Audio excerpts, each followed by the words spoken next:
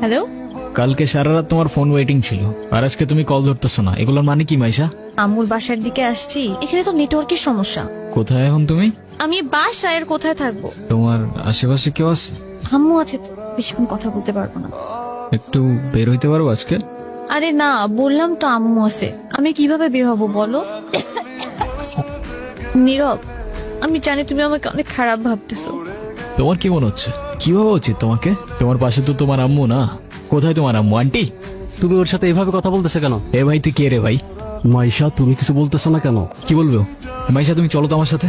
আমি বুঝতে পারছি ও তোমাকে ভুলভাল বুঝেছ। আর যাই হোক, আমি তো তোমাকে চিনি। আমি কথা দিচ্ছি আমি সবকিছু ভুলে যাবো, তুমি আমার সাথে চলো। তোমাকে ডিসাইড করতে হবে, তুমি কার সাথে যাবা, আমার সাথে নাকি তার সাথে?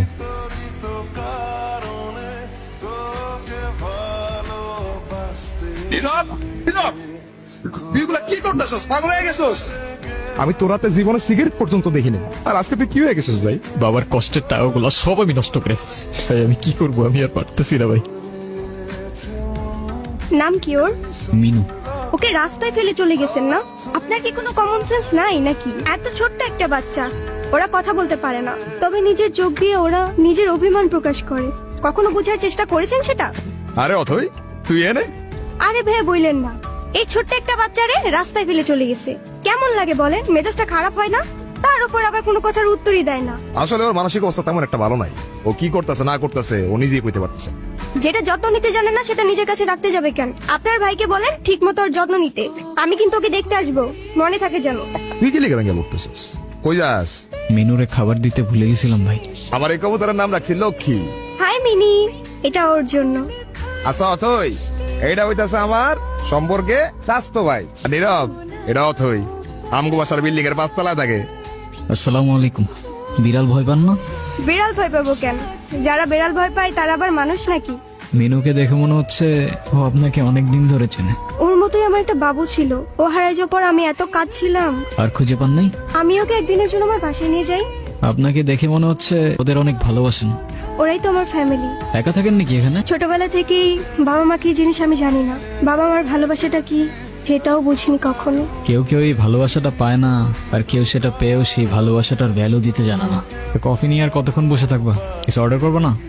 ট্রিটটা কিন্তু আমার। আর তারপর আপনি ওর জন্য পড়াশোনা বাদ দিয়ে ব্রিজ থেকে লাফ দিতে গেছেন। এই যুগে কেউ কারোর জন্য মরে? মজা নিক শোনা। আপনি অনেক ভালো একটা মানুষ। নিজের জীবনটা কিভাবে শেষ করে দিয়েন না। লাইফ সবাইকে একটা সেকেন্ড চান্স দেয়, হয়তো আপনাকেও দিবে, সেটাকে ইগনোর করেন না। আমি জানি তুমি আমার সাথে কথা বলতে চাও না। অনেক বড় ভুল করছি নীরব। তুমি আমার সামনে থাকা সত্ত্বেও আমি ভুল মানুষটাকে চুজ করছি। আমি তোমার লাইফে ব্যাক করতে চাই নীরব, প্লিজ আমাকে ফিরিয়ে দিও না। Sorry, wrong number. তোমরা টেনশন করো না তো। নীরব, তুমি এখানে কোথাও যাচ্ছ নাকি? কোথায় যাব? তোমার এই অবস্থা কেন? সবকিছু ঠিকঠাক আছে তো? আমার কিছুই ঠিক নাই নীরব। রনি আমার লাইফটা একদম শেষ করে দিছে। তুমি কাউকে কিছু বলো নাই কেন? বলার সুযোগই পাইনি। ওর জন্য আমি আমার লাইফ, আমার ফ্যামিলি সবকিছু হারাইছি। বাদ দাও, যা হবার তো হয়েই গেছে না। ভালো থাকার চেষ্টা করো, জীবন অনেক সুন্দর। আমি তোমাকে ছাড়া কখনোই ভালো থাকতে পারবো না, এটা তখন আমি বুঝিনি। দুনিয়াটা কি আজব, তাই না? বিশ্বস্ততার এই দামটা কেইবার বোঝে?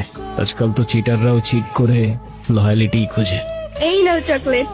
এই তোমার এই চকলেট কিনতে এতক্ষণ লাগে? আর মামা কই? আরে খুঁজেই তো পাচ্ছিলাম না। উনি কি? আরে হঠাৎ করেই ওর সাথে দেখা। তোমারে বলছিলাম না ওই যে মাইশার কথা। ভালোই তো আছো মনে হচ্ছে। অবশ্যই ভালো আছে। এই চলো তো। এই ব্যথার শহরের অলিগলির নুড়ি পাথরগুলো যেন আমাদের কষ্টগুলোর এক একটা প্রতিচ্ছবি।